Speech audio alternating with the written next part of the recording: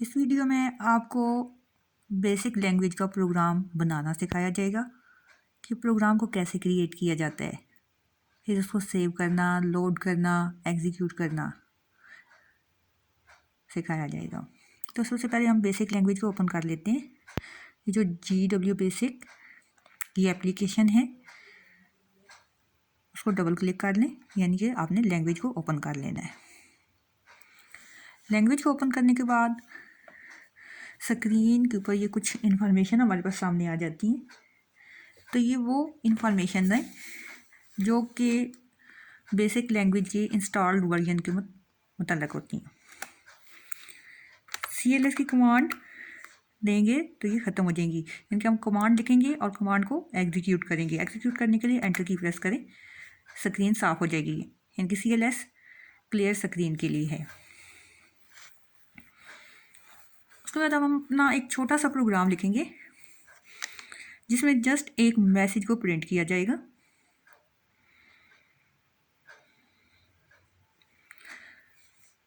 एक बात का ख्याल रखना है कि GW बेसिक में जो प्रोग्राम्स लिखे जाते हैं हमेशा उनको लाइन नंबर से स्टार्ट किया जाता है, यानी कि हर लाइन के शुरू में लाइन नंबर लिखा जाता है।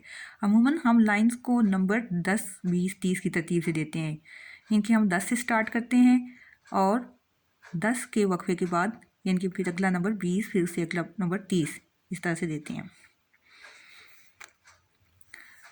नंबर तो किसी तरह से भी दिए जा सकते हैं, लेकिन लाइंस को 10, 20, 30 नंबर देने का मकसद ये होता है कि आपको अगर कभी प्रोग्राम के दरमियान में कोई लाइन स्किप हो जाती है तो उसको शामिल करना चाहें तो वो इजीली शामिल की जा सकती है। जी, सबसे पहले हम लिखेंगे 10 CLS। एक बात याद रख लें कि हमेशा हर प्रोग्राम की फर्स्ट लाइन आप 10 CLS लिख दें। उससे ये होगा कि जब भी प्रोग्राम आपका रन होगा तो अगर किसी प्रोग्राम की आउटपुट पहले से स्क्रीन पर मौजूद है तो वो वहाँ से ख़त्म हो जाएगी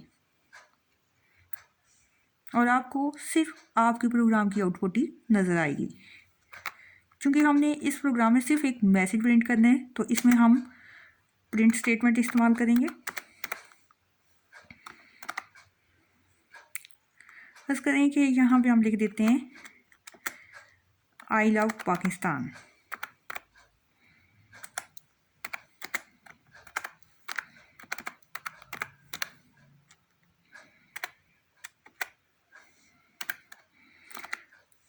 आपके पास जो भी मैसेज है इनके वो एक स्ट्रिंग की फॉर्म है। String is a sequence of characters. तो स्ट्रिंग को हमेशा डबल कोटेशन में लिखा जाता है, प्रिंट स्टेटमेंट और उसके बाद डबल कोटेशन में वो मैसेज जो आपने स्क्रीन के ऊपर प्रिंट करवाना है वो लिख देंगे। उसके बाद क्योंकि हमने एक ही काम करना है, इसमें एक मैसेज प्रिंट करवाना है, इनके इसमें इस प्रोग्राम में सिर्फ आपको ये सिखाया जा रहा है कि मैसेज प्रिंट कैसे किया जाता है और सबसे जो अहम चीज़ कि प्रोग्राम कैसे बनाया जाता है, उसको सेव कैसे किया जाता है, लोड कैसे किया जाता है और रन कैसे किया जाता है, यानी कि एग्जीक्यूट कैसे किया जाता है। और आखिरी स्टेटमेंट आप उसमें लिख देंगे एंड। बेसिक का कोई भी प्रोग्राम है तो उसको एंड से ख़त्म करना अच्छी बात है, लेकिन ये ज़रूरी नहीं है।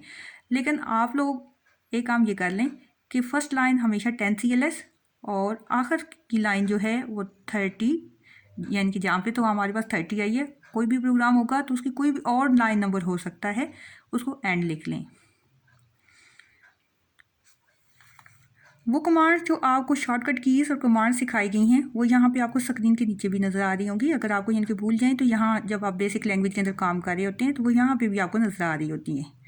जैसे कि यहाँ पे हमारे पास लिखा हुआ है वन लिस्ट, तो इसके लिए शॉर्टकट की होती है F1, यानी कि यहाँ उनके साथ जो नंबर लिखे हुए हैं कमांड्स के साथ उसी को आपने फंक्शन की के तौर पर यूज़ कर लेना है, यानी कि उसके साथ F प्रेस कर लेना है। अब ये 1 की नहीं प्रेस करनी बल्कि F1 प्रेस करनी है तो उससे लिस्ट आ जाएगा। इसी तरीके से 2 रन, तो इससे मुराद ये है कि F2 शॉर्ट की है रन के लिए। इसी तरीके से 3 लोड, तो शॉर्टकट की हो जाएगी F3। सेव के साथ लिखा हुआ है 4, तो इसके लिए शॉर्टकट की होगी F4। अब हम अपने प्रोग्राम को सेव करते हैं, तो इसके लिए आपको बताया गया था कि सेव कमांड इस्तेमाल होती है। और डबल कोटेशन में हम फाइल का नाम देंगे।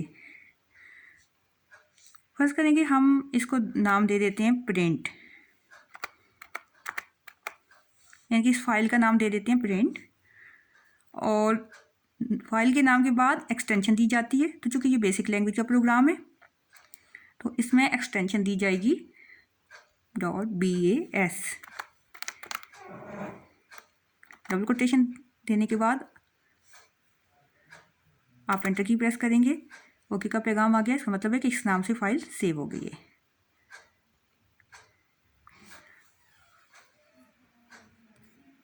अब हम इस फाइल को किसी भी वक्त इस्तेमाल कर सकते हैं। अब हमने इसको क्लोज कर दिया। बाद में किसी भी वक्त हम जब बेसिक लैंग्वेज को ओपन करेंगे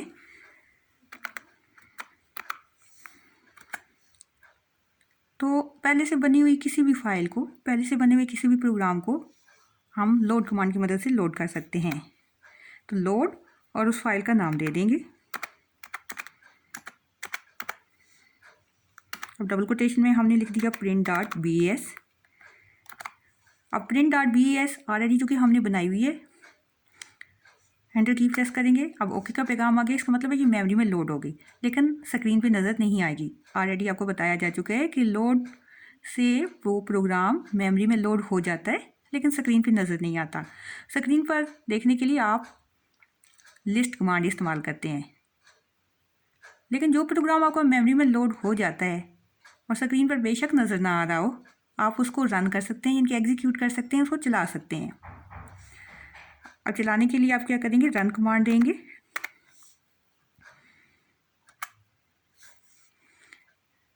अब इसकी आउटपुट हमारे सामने आ गई है, आई लव पाकिस्तान। इनके जो कुछ डबल कोटेशन में लिखा होता है वो हो स्क्रीन के ऊपर आ जाता है। अब अगर हम इसको व्यू भी करना चाहते हैं, यानी कि लिस्ट करके देखेंगे कि वो प्रोग्राम के अंदर लिखा हुआ क्या है, तो इसके लिए हम करेंगे लिस्ट कमांड। तो ये प्रोग्राम उसने हमारे सामने शो ऑफ कर दिया कि उसमें क्या लिखा हुआ है। बाद में हम देखेंगे कि इसमें कॉम्प्लेक्स प्रोग्राम्स कैसे बनाए जाते हैं। ये तो एक सिंपल सा प्रोग्राम था जिसमें जस्ट एक स्टेटमेंट को प्रिंट करना सिखाया गया है। आपको जब भी कोई भी मैसेज स्क्रीन पर प्रिंट करवाना है तो उसके लिए इसी तरह से प्रिंट स्टेटमेंट को इस्तेमाल करना है। अल्लाह हाफिज़।